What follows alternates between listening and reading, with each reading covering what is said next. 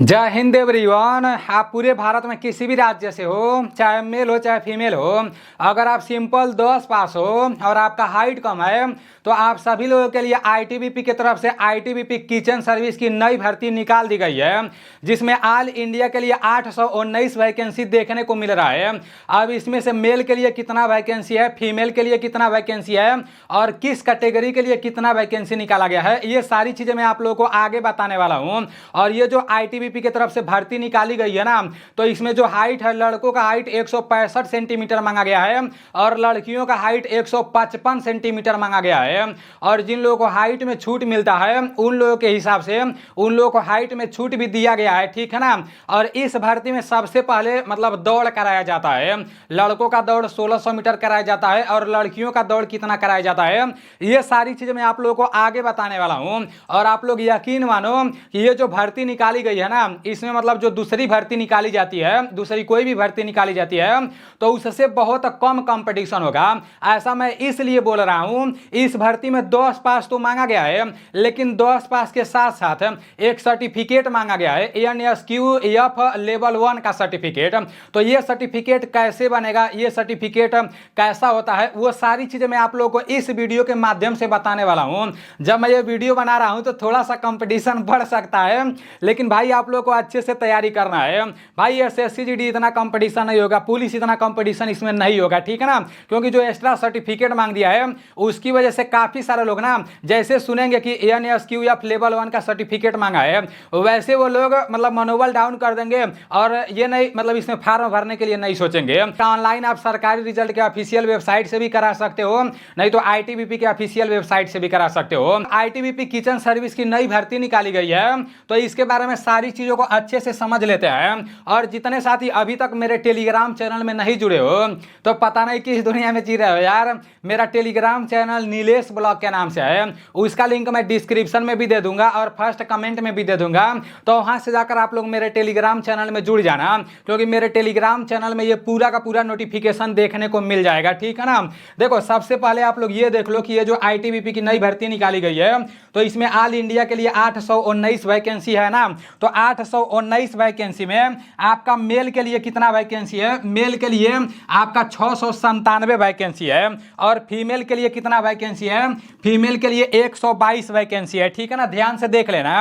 अब मेल में यूआर कैटेगरी के लिए 389 वैकेंसी है, एससी कैटेगरी के लिए 41 वैकेंसी है, एसटी कैटेगरी के लिए 60 वैकेंसी है और ओबीसी कैटेगरी के लिए 138 वैकेंसी है और आपका ईडब्ल्यूएस कैटेगरी के लिए 69 वैकेंसी है, ठीक है ना मेल में। और फीमेल के लिए, फीमेल में आपका यूआर कैटेगरी के लिए 69 वैकेंसी है और एससी कैटेगरी के लिए 7 वैकेंसी है, एसटी कैटेगरी के लिए 10 वैकेंसी है, ओबीसी कैटेगरी के लिए 24 वैकेंसी है, ईडब्ल्यूएस कैटेगरी के लिए 12 वैकेंसी है।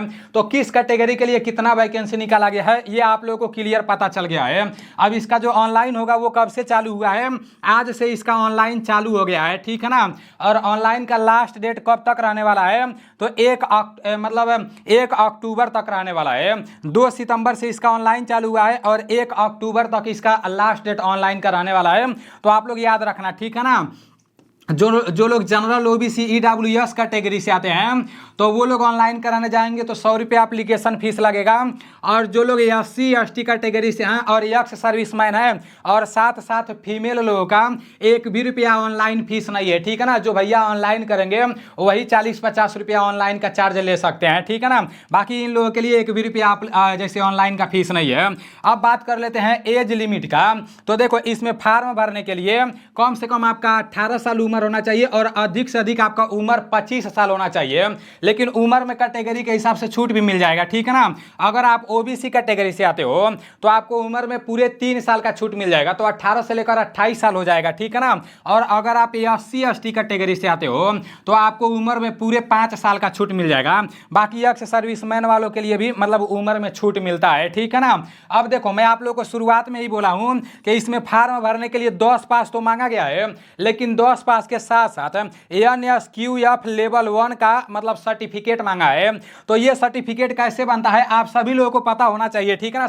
आपको जो मैं आप लोगों को सर्टिफिकेट बता रहा हूं ना, ये रहा वो वाला सर्टिफिकेट है, ANSQF लेवल 1 का सर्टिफिकेट। जब BSF का भर्ती निकाला जाता है उसमें ट्रेडमैन रहता है, जैसे कुक रहता है ना, किचन सर्विस रहता है, तो उसमें भी ये सर्टिफिकेट मांगा जाता है। ये सर्टिफिकेट बिल्कुल भी फर्जी नहीं है।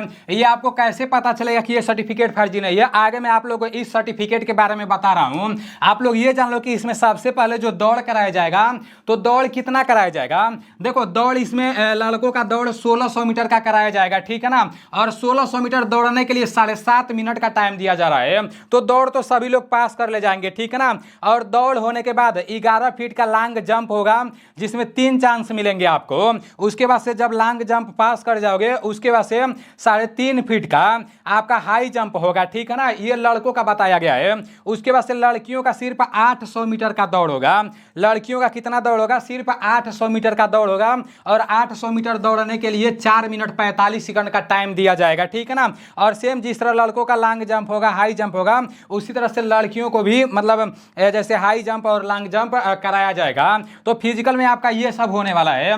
जब आपका दौड़ हो जाएगा, उसके बाद से आपका हाइट नापा जाएगा। तो इसमें आप ऑल इंडिया में किसी भी राज्य से आते हो, लड़कों का हाइट 165 सेंटीमीटर होना चाहिए और लड़कियों का हाइट 155 सेंटीमीटर होना चाहिए, ठीक है ना। और देखो लड़कों को सिर्फ लड़कों का चेस्ट नापा जाएगा, लड़कियों का नहीं। तो लड़कों का नॉर्मल चेस्ट 75 सेंटीमीटर होना चाहिए और 5 सेंटीमीटर फुलाना रहता है, फुलाकर 80 सेंटीमीटर होना चाहिए। तो आपको हाइट के बारे में तो पता चल गया है। अब देखो जो लोग पहाड़ी क्षेत्र से आते हैं ना, जितना भी राज्य का नाम इधर दिया है, ये पूरा नोटिफिकेशन मैं अपने टेलीग्राम में भेज दूंगा। तो याद रखना मेरा टेलीग्राम चैनल नीलेश ब्लॉग के नाम से है, उसका लिंक मैं डिस्क्रिप्शन में भी दे दूंगा और फर्स्ट कमेंट में भी दे दूंगा। तो वहां से आप लोग जुड़ जाना, वहां पर ये पूरा का पूरा देखने को मिल जाएगा। तो जितने भी साथी इतने राज्य से आते हैं, इधर जितना भी दिया है, तो उन लोगों को हाइट में बहुत ज्यादा छूट मिल जाएगा, वो लोग अपना देख लेंगे, ठीक है ना। बाकी मैं आप लोगों को हाइट के बारे में बता ही दिया हूं। अब देखो जब इसमें आपका दौड़ करा लिया जाएगा, हाइट वेट नपा जाएगा, उसके बाद से पेपर कराया जाएगा। पेपर के लिए भी मतलब कुछ टाइम दिए जाएंगे, ठीक है ना। दौड़ पास करके आओगे ना उधर से, तो मतलब वही 1-2 महीने का टाइम तो मिल ही सकते हैं, क्योंकि बताया गया है कि पेपर के लिए भी एडमिट कार्ड आएगा, ठीक है ना। तो पेपर में टोटल 50 प्रश्न पूछे जाएंगे। कितने प्रश्न पूछे जाएंगे, पेपर में टोटल 50 प्रश्न पूछे जाएंगे, 50 नंबर के, ठीक है ना। एक प्रश्न आपके 1 नंबर के रहेंगे, जिसमें से जीके के आपके 15 प्रश्न पूछे जाएंगे 15 नंबर के, ठीक है ना। उसके बाद से आपके मैथ से 10 प्रश्न पूछे जाएंगे 10 नंबर के। उसके बाद से आपके रीजनिंग से 15 प्रश्न पूछे जाएंगे 15 नंबर के। उसके बाद से आपके हिंदी और इंग्लिश को एक सब्जेक्ट से आपके 10 प्रश्न पूछे जाएंगे 10 नंबर के, ठीक है ना। तो ये आप लोगों को पता होना चाहिए। जैसे जीके से 15 प्रश्न पूछे जाएंगे, मैथ से 10 प्रश्न पूछे जाएंगे, रीजनिंग से 15 प्रश्न पूछे जाएंगे। उसके बाद से आपका हिंदी और इंग्लिश में से कोई एक रहेगा, 10 प्रश्न पूछा जाएगा। और पेपर देने का 1 घंटे का टाइम आप लोगों को मिलेगा, ठीक है ना। तो ये सारी चीजें आप लोगों को पता हो गया है कि पेपर में क्या क्या पूछे जाएंगे।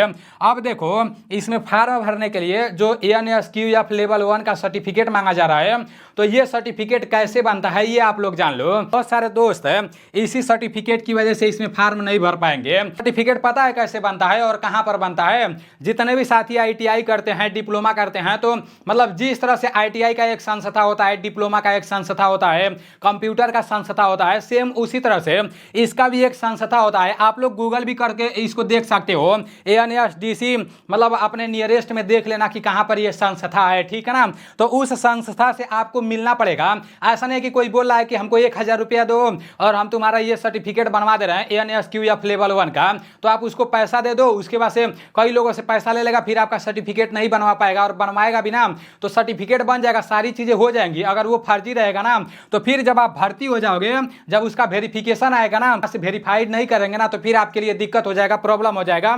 ऐसा आर्मी में भी होता है, कुछ लोग फर्जी स्पोर्ट का सर्टिफिकेट बनवा लेते हैं, जब वेरिफिकेशन नहीं होता है तो वहां से सारी चीजें होने के बाद बाहर निकाल दिया जाता है। तो हिसाब किताब से आप लोगों को सबसे पहले इस संस्था को खोजना पड़ेगा कि आपके एरिया में ये संस्था कहां पर है। ANSDC जैसे नेशनल स्किल डेवलपमेंट कॉर्पोरेशन, तो यहां से जाकर इसी संस्था से मतलब आप लोग को ANSQF लेवल 1 का सर्टिफिकेट बनवाना है। इसमें ज्यादा कंपटीशन नहीं होगा। अगर आप ANSQF लेवल 1 का सर्टिफिकेट बनवा दे रहे हो तो आपके लिए ये भर्ती बहुत अच्छा है। अगर नहीं बनवा पाओगे तो फिर दिक्कत ही दिक्कत है। मुझे पता है 100 में से ना कम 60 से 70% लोग नहीं बनवा पाएंगे। कम ही लोग मतलब बनवा पाएंगे। तो देखते हैं आगे क्या होता है, मिलते हैं अगले वीडियो में। जय हिंद।